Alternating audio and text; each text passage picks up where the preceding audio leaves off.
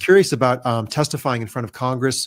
What was that experience like? I'm sure people are curious what that hot seat feels like, and what happened. What were there any aha moments or insights that arose afterwards in terms of people who reached out to you? Any other things you can share on that regard? Yeah, so testifying was one of the most intense and powerful and important moments of my life, really. So leading up to it, there was a lot of pressure, and then really the decision wasn't made until about 2 weeks prior to the hearing that I was selected. Mm-hmm. So at that point, I really had to get to work and figure out. I have a lot of things to talk about, 5 different cases and all the context. And I had to really work hard to figure out what I was trying to relate to the public and to Congress and jam that all into a 5-minute opening statement. So, I spent an incredible amount of time every day working on that, trying to figure out, what my message was, what I was trying to accomplish. Mm-hmm. So leading up to it was very intense and stressful. And I also didn't know who else I would be testifying with until, maybe about a week or 5 days before. So that was a little bit of anxiety. You don't know who you're going to be put out on stage with in front of the entire public. But then when I found out, who was testifying, I was very, very excited about the selectees. So, and then leading up to it, there was threats coming in to me and my family, leading up to the hearing, a month or two prior. And we did have some strange incidents occur, definitely under surveillance, my family and I. So yeah. Can you share more about the nature of those threats and how that manifested? I don't want to get into a lot of the details, but there's a pattern that some of the other people that have testified or whistleblowers have experienced. But I can tell you that I've been approached in public places by bad actors. I've experienced digital surveillance. I've had very strange encounters in public and at my home with government actors, you could say. Strange phone calls leading up and things like that. And they're, on the surface, that might just sound like paranoia, but without the context of everything that's going on, it might seem like that. But, I'd have a very important call with somebody involved in the disclosure movement. And then I'd hang up that phone call. This is on an encrypted app. And then a minute later, a bad actor calls. So it's like, somebody is monitoring my communications. They know who I'm talking to, talking about, and they're letting me know that. So in short, I was sent messages that we know you're getting ready to testify. We're watching you. And they were letting me know that I was being watched. It's very alarming and definitely a pattern I've heard reported by others. Yeah. Well, thank you for moving through those choppy waters and getting up to the stage and to the microphone. Since then, I'm curious, after testifying, did your testimony or that of, I think it was Dylan Borland and George Knapp, did that call, and Andrew Wiggins, did that call out of the woodwork any other individuals, veterans, witnesses? Did anyone else reach out to you with other insight that was possibly eye-opening? Yeah, there was a lot of people from Vandenberg that reached out after that. The hearing had a huge impact on the general public. People that, were stationed with me 20-something years ago at Vandenberg that knew nothing about the hearings. They don't know about, the disclosure movement. They reached out and in droves. They said, we remember these incidents.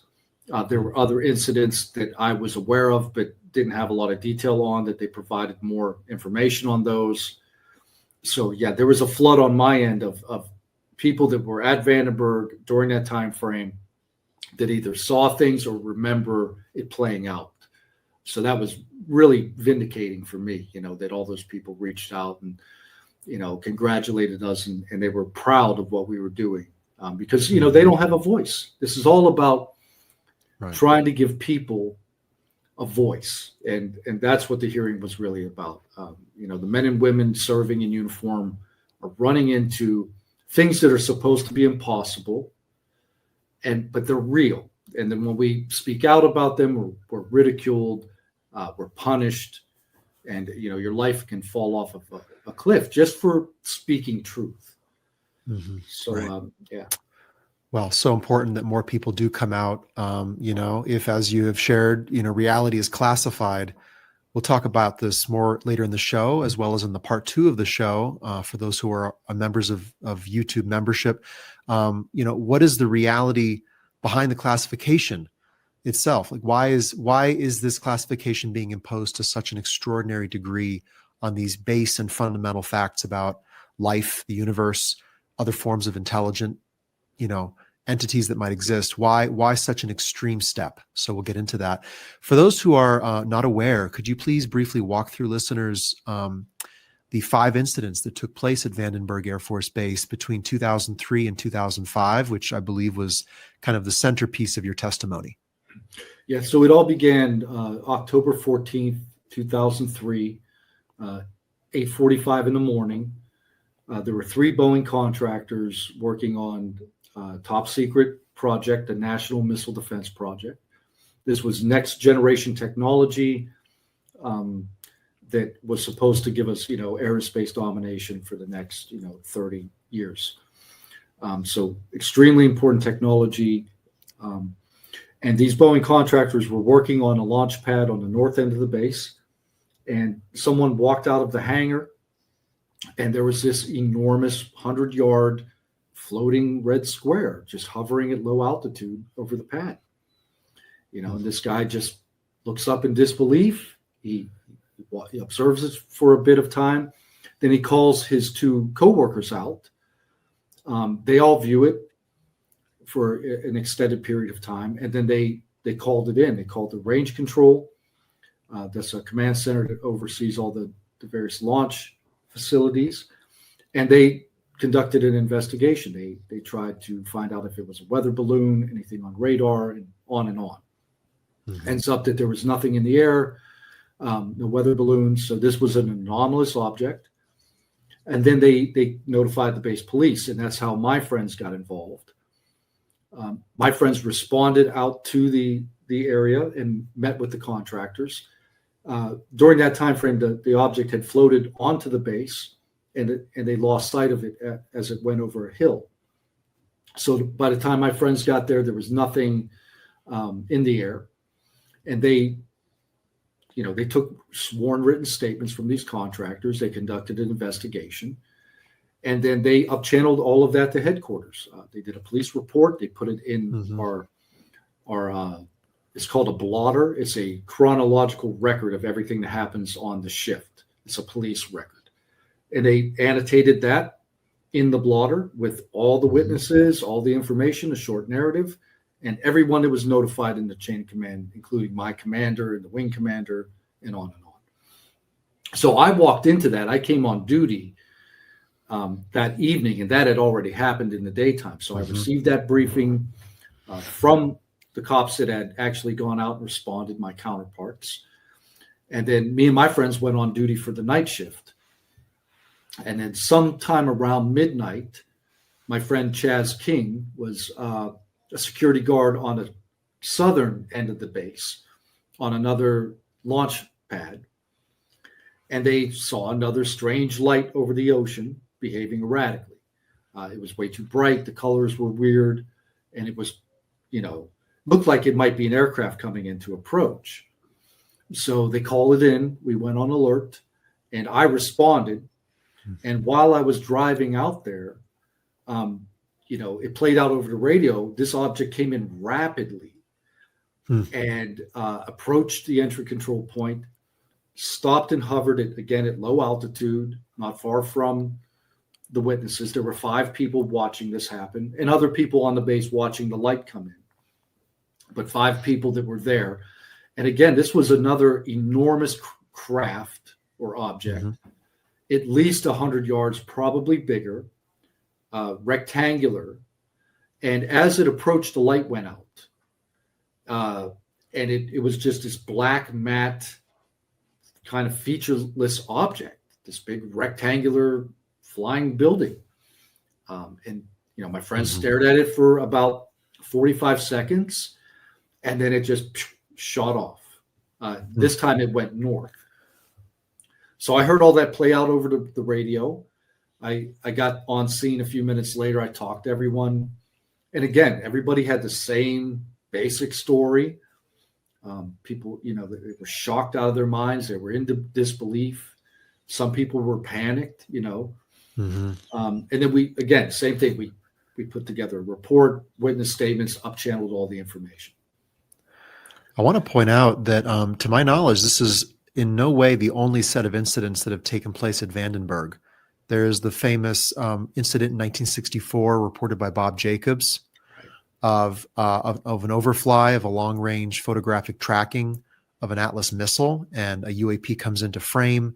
Of course, the footage captured, but was removed, scrubbed, destroyed. We don't know.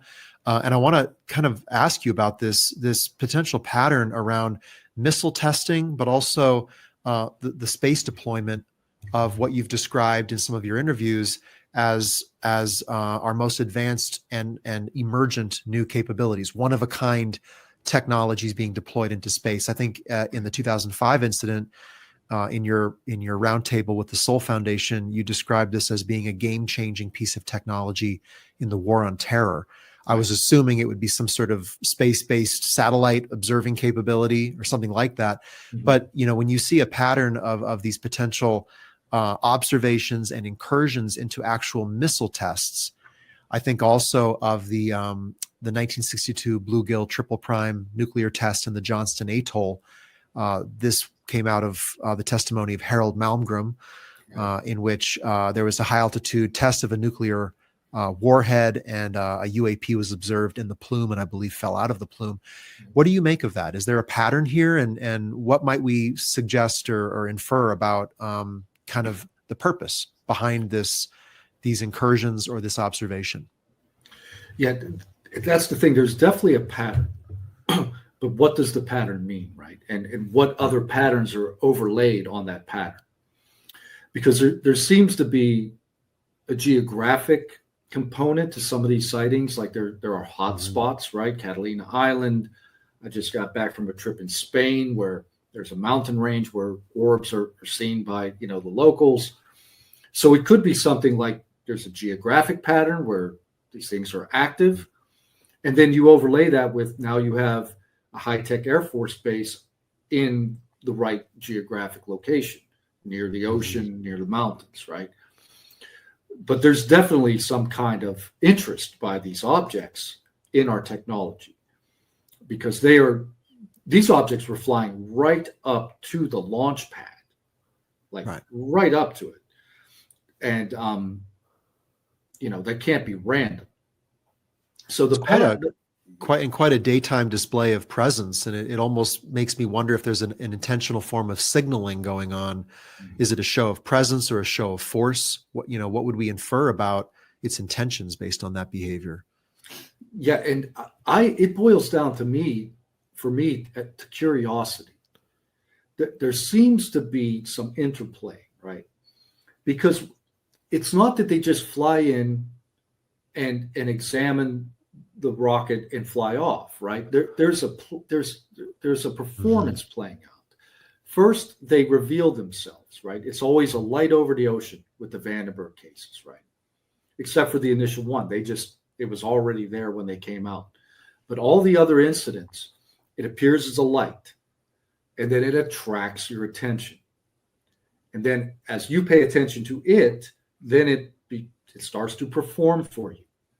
It starts to maneuver or change luminosity or the color of the light.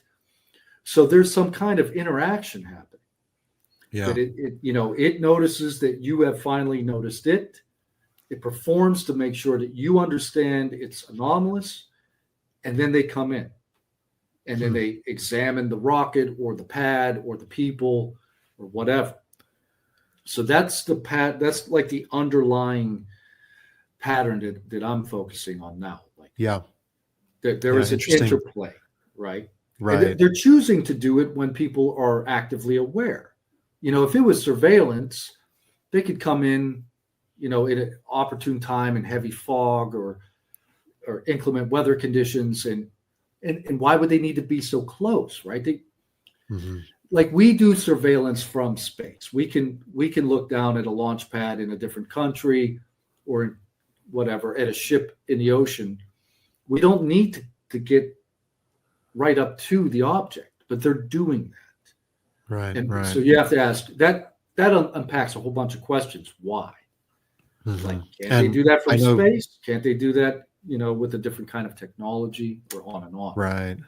And I understand that you're a firsthand witness to that kind of behavior in the incident that took place at your home backyard with several other service members, in which this luminous object, you sighted it at a distance, and then it seemed to approach you and the other observers and came within several hundred yards. Yeah. So what do you make of that kind of that close approach aspect to the phenomenon of these craft actually approaching personnel on the ground and possibly either engaging with them through some kind of unknown telepathic or psychic form of connection, or simply putting on some kind of show of presence for them to impress or to form some kind of interaction? Yeah, like, that's the question. Like, what is the intent of it, right? So with my personal sighting, the thing that struck me over the years that I just can't get out of my head, one of the most critical data points, before my friend Phoenix noticed the light, the three of us were having this deep conversation about UFOs and about all the things that had happened in 2003 leading up to 2005. We're having this deep, rich discussion. And part of that was because both of these friends of mine, Phoenix and Brandon, they're both military brats. Phoenix's parents were Air Force. Brandon's dad was Navy. And Brandon was telling us about his father's UFO encounter in the Navy that his father doesn't talk a lot about. But I think this happened in the late 80s or early 90s, and at an Air Force or a Navy base up in Seattle. And his father, there was another like incursion on the base, and his father witnessed these objects flying over the ship or whatever. And Brandon was telling us that story.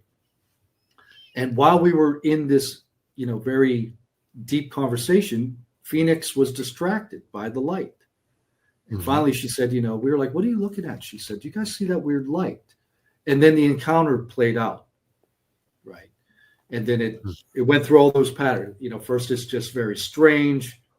We're trying to figure out that's probably a satellite or atmospheric effect. But then eventually all the doubt is removed because it performs. It does something that is inexplicable. And then in our case, it literally just came down and hovered 200 feet over the house. I'm curious, in that incident over your home, did you experience any electromagnetic interference, anything anomalous in that sense, or any strange physical sensations, maybe brain or neurological activity? No, not that I remember. I was so intent on what was happening, nothing like that. It was just, I was locked in disbelief, in awe. I kept looking at my friends, making sure, like, is this real?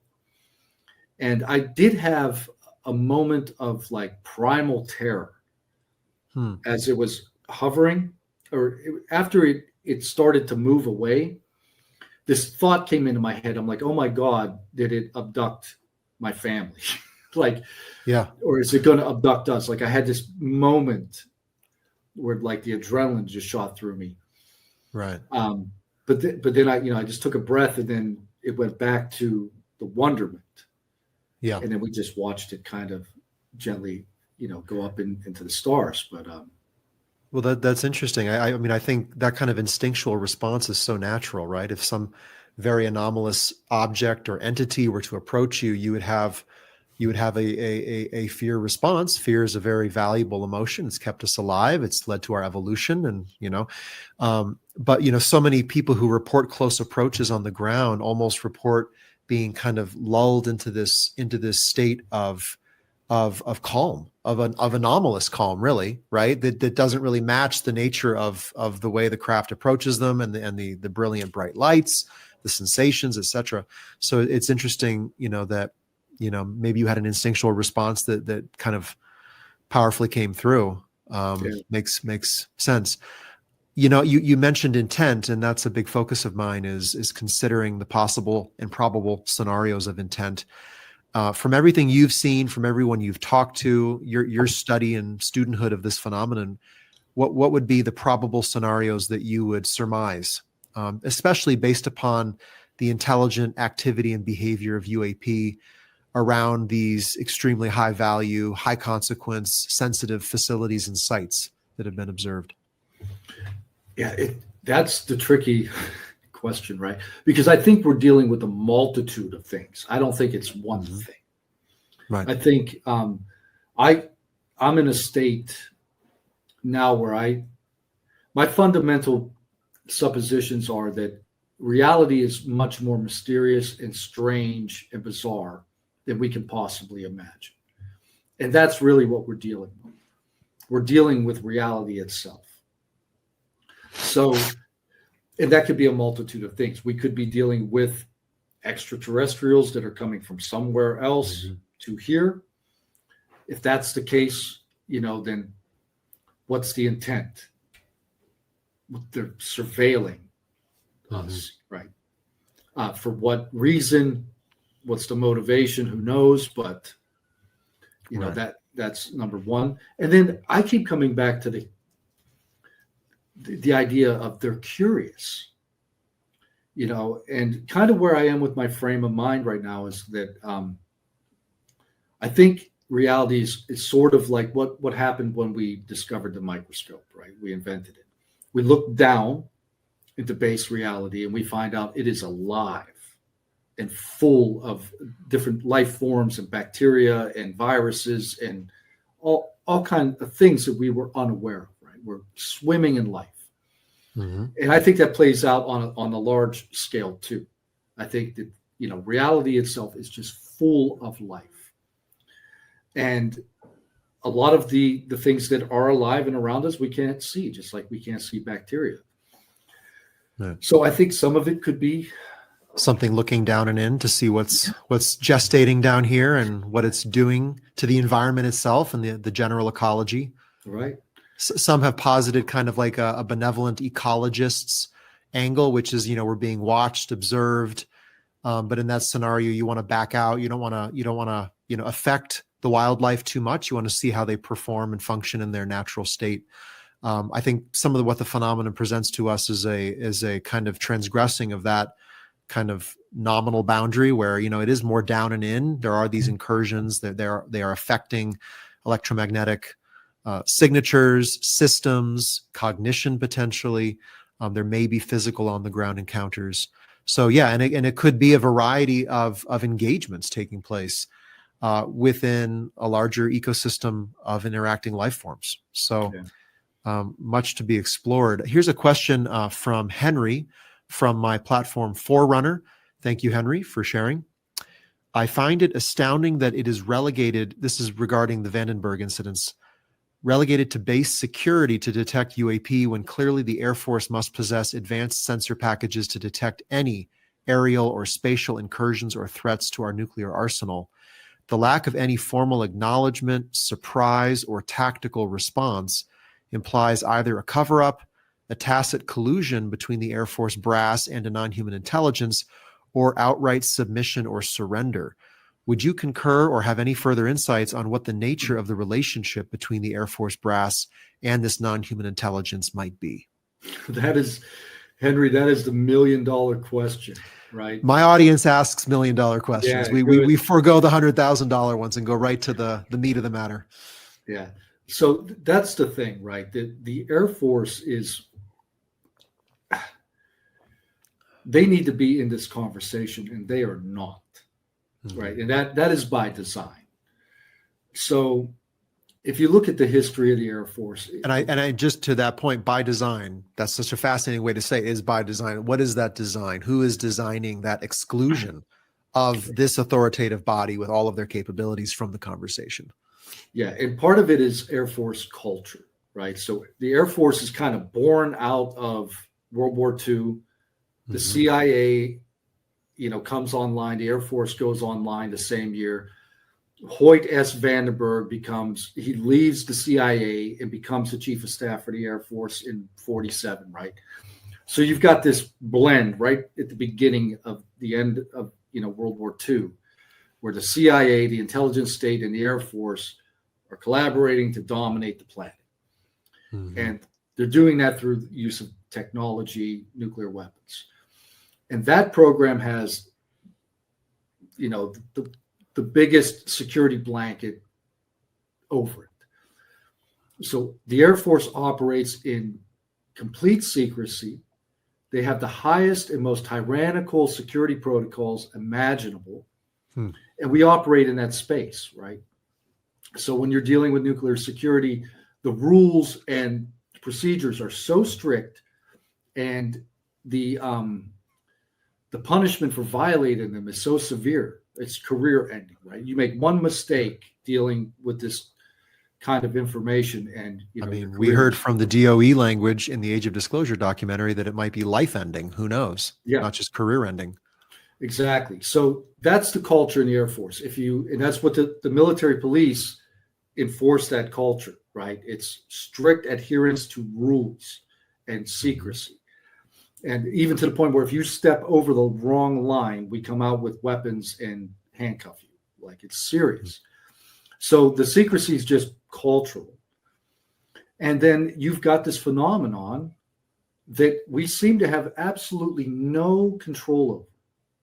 And that's in the historical record, right? So the Air Force, how do they manage it? They can't stop these incursions. Maybe they can't even detect when they're going to occur. So they can't even let people like me know, hey, there's a UFO inbound, take precautions if there are any we can take. Right. So that's part of it. Like, I don't think we're in control of our skies.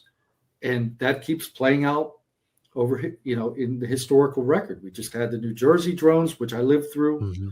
The Langley incidents, what's playing out in Europe right now. Right. So that's the thing. The Air Force is not in the conversation. They're operating with complete immunity. They don't answer to Congress.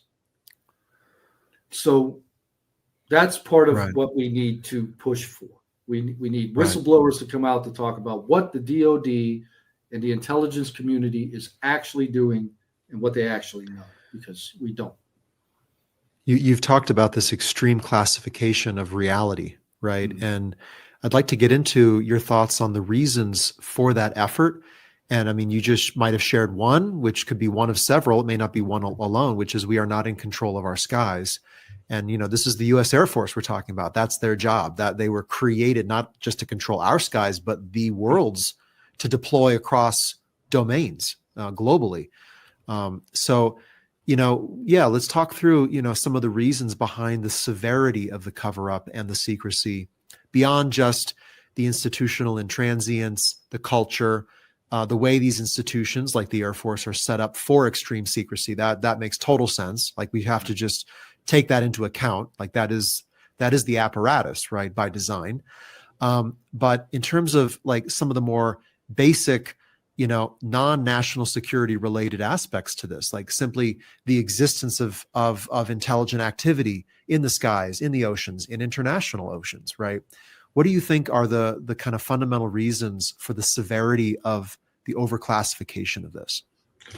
Yeah, another $1 million question.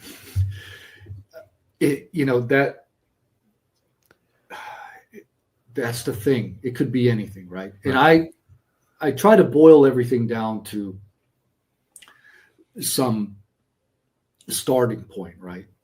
Right. And I think what it is reality is so strange and bizarre that if we found out about what's really going on around us, that people would be shocked and they would not be able to actually accept and process. So it's really societal preparedness and the ontological shock of the basic realizations about what is real. Right. And just pick your poison, right? Let's just say it's an ET. It's a one race from another planet, and they've been coming here for 80 years. Just that alone is enough to just destroy people's like operating paradigm, right? Yeah. Just especially back in the 50s and 60s when people were more religiously minded. And also there were theories at the time that there might be alien life on Mars or Venus, which were then later disproven. But the sense of an imminence of invasion, right? That if there's another intelligence in the solar system, that could really scare people. Yeah. Now, of course, we're in a different age now. We're in the age of science and reason, we would hope. And hopefully the public can handle more. Yeah. And I think we can. And part of that might be because of enculturation, right? We have been shown movies for the last 40 years about extraterrestrials and visitations and time travel and all these other things. And they all blend into the phenomenon. Like we don't know what we're dealing with. But when you talk about the phenomenon, you can't help but talk about all the woo, right? It's time travel, timelines, psychic abilities, spiritual, practices. It's all tied in some way, some shape and form. So imagine that, the universe actually is infinite and complex and strange and mysterious beyond our comprehension. And there are things out there that can interject in or show up, and we can interact with these creatures or objects or whatever we're dealing with, right? Yeah. And that would completely disrupt the human experience as such right now, knowing that truth. Right. So it could be something like that the government is privy to information that the general public has been told not to pay attention to, right? Like, so I think that's at the crux. Yeah. Right. I like the way you just phrased that, public awareness as such, right? Because as such, that's not a neutral state. It's actually it's a steady and existing state that many groups and powerful entities like governments have found ways to benefit from. And so when you change thinking as such, right, it topples hierarchies, it inverts pyramids, it radically changes the way information, money, devotion, and compliance flow between individuals and the power structures in the world. So it makes a lot of sense. Just to revisit the question, do you have any further insights on the nature of the relationship between the U.S. Air Force and a potential non-human intelligence? There are kind of increasing degrees of testimony from other former Air Force who have talked about coordination, possible meetings or agreements. Any insight on your side or anything you've heard from other witnesses or whistleblowers regarding the potential collaborative infrastructure or arrangements that might historically have existed? Nothing beyond what's already out in the community. All the lore, the landings at Holloman and on, these different interactions, but nothing concrete.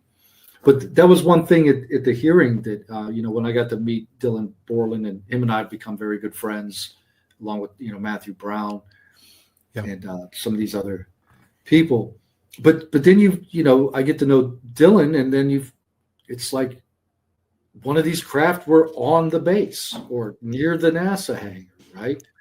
And then that opens up these questions like, was that just a coincidence? Like what happened at Vandenberg, like they just showed up, did their thing, and then bounced? That could be the same thing.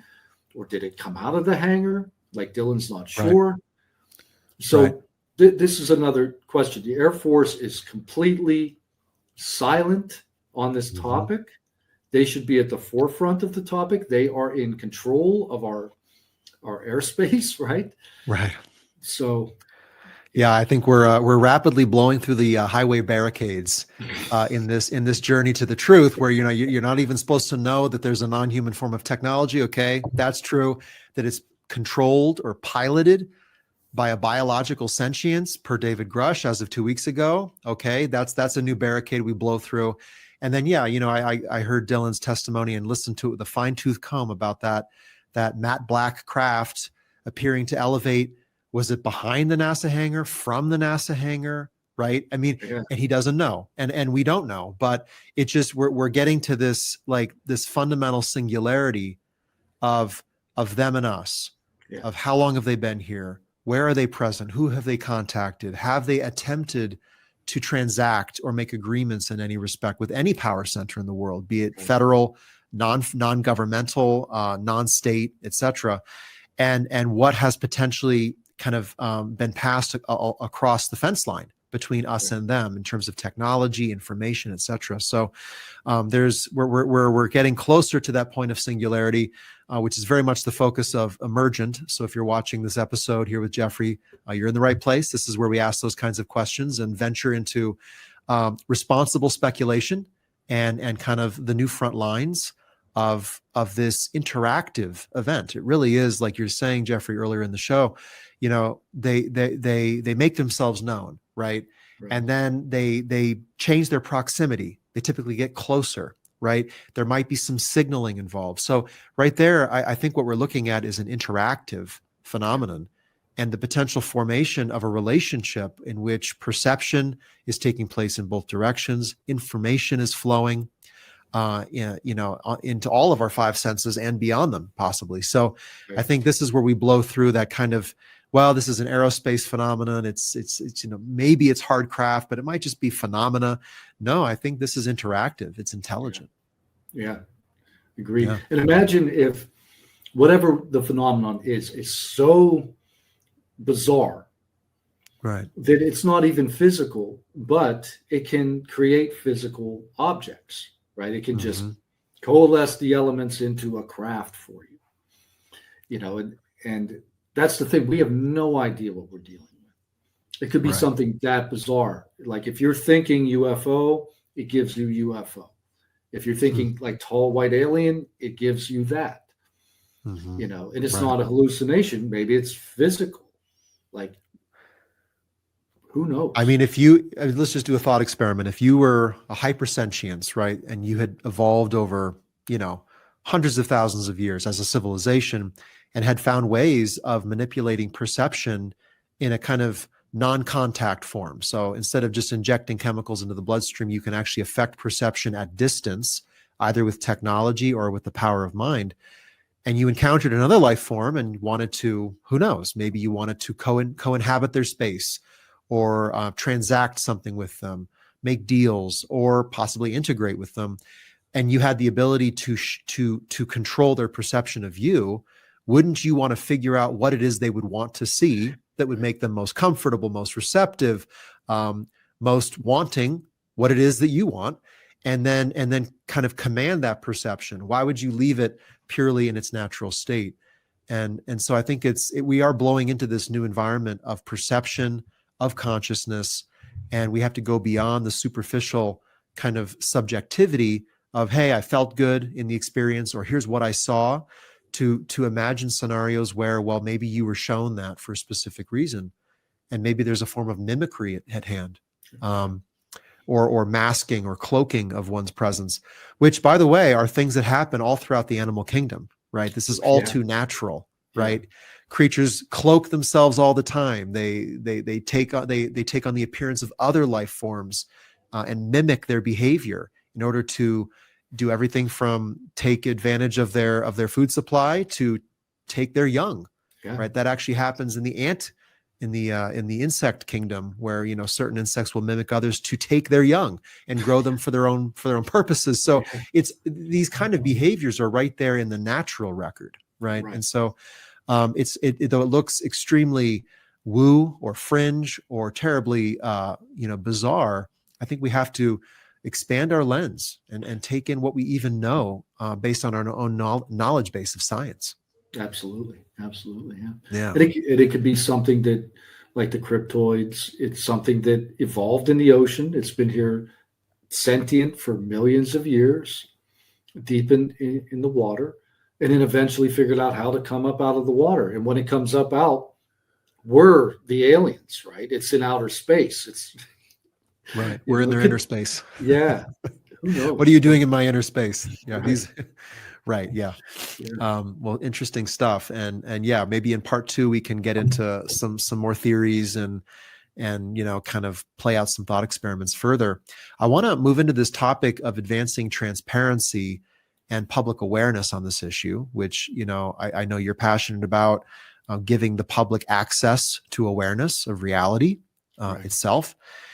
In your view, what is the single biggest obstacle today, December 2025, to getting this into the public and getting mainstream society to consider this as a reality? What's the main obstacle? It's the stigma. We have been taught, we've been trained, we've been encouraged to not look up, to write things off, to not believe what we see, not believe what we hear, to second guess ourselves, to turn away from spiritual practices and look at measurements and weights, right? In that kind of reality. Mm-hmm. And I think we're in a turning point now where we've gone too far into the materialistic realm. And we've kind of written off all of human observation, right? So who knows how long modern humans have been anatomically modern, right? But absolute minimum 300,000-400,000 years ago. Mm-hmm. And we've been recording in our most important documents from the dawn of time, interactions with the strange and mysterious, right? We look up, we see lights. We're in the desert, we see a burning bush. We're in the forest, there's lights over the swamp. And those are the things that we found as humans to chronicle, to talk about over and over and over again. And then, and people just used to believe that the world was strange and enchanted. And then we were trained not to believe that. And I think, that's got a short shelf life. And we're coming out of that now because people are alive in the world and they're running into the strange and mysterious, right? Mm-hmm. So now we're having to question and try to reintegrate science and mythology or the spiritual. So overcoming that stigma is the biggest hurdle. Because the government, think about like if a congressman, let's say they have a briefing, they've seen the real evidence and they know. And they could come out and actually give a press conference on that. But will they? Right. Just because of the stigma. Right. Why would they? I mean, they are an elected official. Their career is built upon public consensus support for them leading their constituents, their districts. So why would they come out if there is no appetite or interest or public conversation taking place? Right.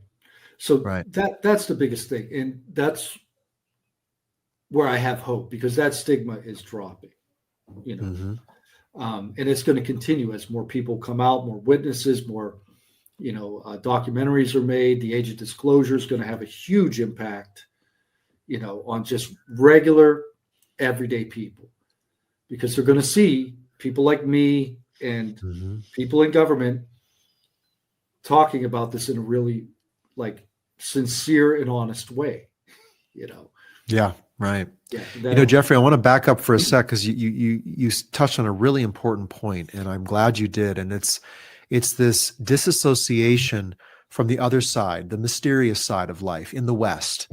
And in some ways, I think that, this issue is raging in the West. There's this expansion of our concept of extraterrestrial or cryptoterrestrial, ultra-terrestrial into non-human intelligence, a more all-encompassing term to allow people to shift back into a paradigm in which there's other intelligences at play. There's other layers to reality. It's not all just weights, measures, and sensors. And so we've gotten so fixated on the hard nuts and bolts of life. And here's the phenomenon, or I should say phenomena, of life itself at play in our space, and we can't perceive it. It's like we can't perceive it. I had Michael Safone, the director of the Society for UAP Studies, on a couple of weeks ago, and he really called this out powerfully. I asked him, why the obfuscation? Why the inability to deal with this in science? And he said a number of reasons, but one is that it cannot be, therefore it isn't. Therefore, let's figure out why there is this delusion, this mass panic, this whatever. Whereas it's really the contrapositive of that. It is actual, meaning it has been perceived, and sensors have corroborated that on top of it. And therefore, we have to figure out how it is possible. And that's where you expand into the dimensions of reality and broaden the lens. So it almost feels like the West is being brought back into kind of the fold of a larger sense of reality itself. Interestingly, I rarely hear much analysis or commentary on how disclosure of this issue is considered in the East or in the global South.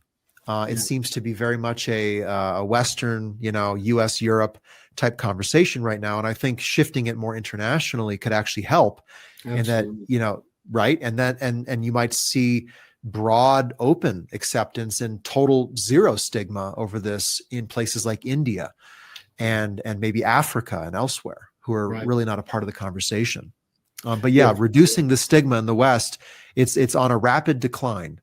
And so it'll be interesting to see with that dropping to, not zero, but getting as low as it can go, what then rises in response? What kind of citizen response? And I'm curious, your thoughts on what would move this forward outside the DoD, the IC, the government, in society at large, especially as stigma reduces, citizen science, citizen activism, the international conversation. What could really take this into a new phase? That's a good question. I think the track we're on is the right track. I think continuing to have serious, nonpartisan hearings in Congress is the way to go. But I think we have to have a larger, broader conversation with the American people. And I'm not exactly sure how that plays out, but it's not just one group. It's got to be a group effort. And we have to make people, give people a safe place to speak openly about this. And that's happening. So I think really the artists are going to lead the way in the future. It's going to be people that are very prominent, in Hollywood or in the art world, or musicians. It's already starting to happen. People are coming out and they're sharing their little UFO story here and there. I think you're going to see a swell of that. And people are going to start talking in groups openly about the phenomenon. And that's going to embolden and encourage regular people to join their voice, and it's just going to be an organic thing. The more we push, the more it becomes more mainstream, the more people will be less afraid to talk about it. Interesting. Yeah, I was part of hosting, might have been 22 years ago, a private art exhibit of the artwork of an individual named Ellen Mitchell, who essentially only drew art of the non-human.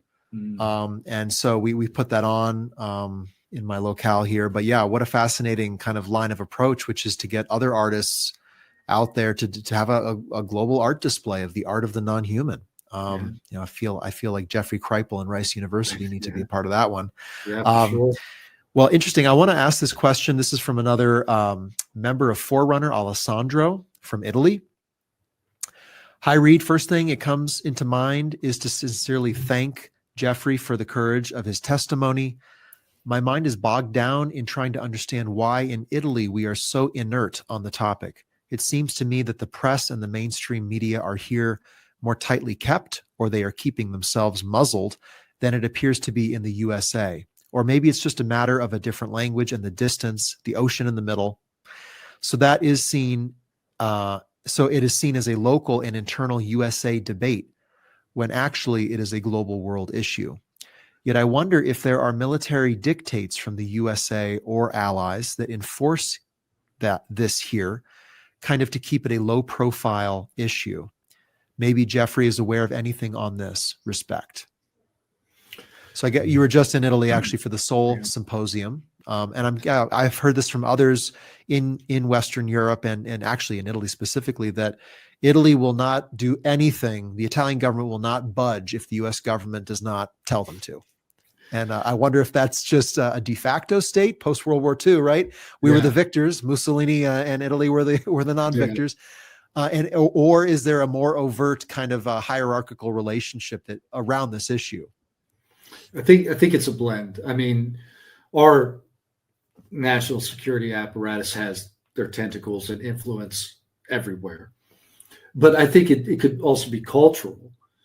Mm-hmm. But here's what I learned when I was in Italy, talking to Europeans from all over Europe and from people from Asia, people from all over the world who were in Italy for Seoul. And it was shocking to me. No one in Europe was aware that there had been 3 congressional hearings. They didn't know who David Rush was. They don't know about any of it. So Europe is in the dark. What's going on in the U.S. is not being played on the media in Europe. Interesting. Now, that's probably a little bit different depending on where you're at. I know Japan. I have a lot of friends in Japan. They're engaged. They know about the hearings. It's covered here and there. But in Europe, it seems like there's very little information coming out from the U.S. to there. And I also learned that the European military is having their own UFO encounters, land, air, and sea, right? I think of the Caronia incident in Sicily in 2004, the alleged downing of an Italian military helicopter by a UAP. I'm not familiar with that. Yeah, in which a UAP fired what was alleged to be a directed energy weapon at the helicopter, damaged its rotor, caused a forced landing. And, that information, that case actually, for which there is extensive documentation, go look that up on the internet. You'll find just about nothing. It is radio silence. And this is where it's like there is a serious program at hand, whether human or non-human or both, to leave no trace. And to suck all hard physical evidence out of the public domain around incidents like that, where it's not just an observed craft, it's actually a kinetic encounter in the air. Yeah. So I think, again, it's a blend. I think that the U.S., they are influencing media worldwide on every topic. And there's also I don't think the Europeans want to talk about not being in charge of their skies, because right now that's playing out in Europe. Right. I'm even hearing that they're attempting to shoot down these objects. I don't know if that's accurate or not, but the governments do not want people looking up and paying attention to what is happening. They want us looking down and working. Looking down at our devices. Used to be at the newspaper. Now it's something much more engrossing. Yeah. Right. Yeah. Yeah. So we are, people are less in touch with reality, nature, the environment than ever before. We're ensconced in our virtual, me, myself, and I play worlds on our devices and so forth. So people are largely not looking up. And that's interesting. I had heard the same from the Seoul Symposium that some folks from Europe came and were shocked to see this conversation taking place. They had no idea, and they were there out of curiosity.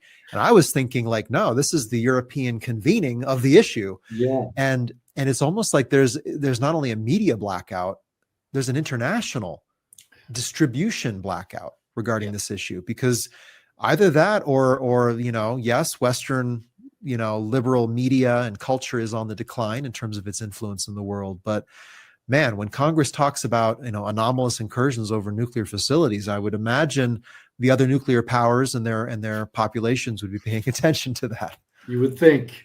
Yes. You would. Especially because we have bases in most of their countries too, right?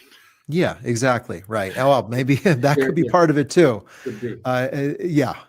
Well, Jeffrey, this has been fantastic, and we're not done. So if you're watching and would like to see part 2 of our conversation, please head over to the YouTube members.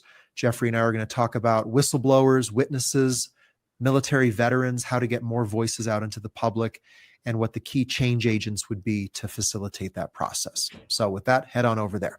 I hope you enjoyed this conversation with Jeffrey Nuccetelli. In After Hours, the part 2 of this conversation, Jeffrey and I talk more about the classification of reality itself, exploring the apparatus that controls the flow of information, not just regarding UAP, but about the fundamental insights into the nature of our existence that it would suggest.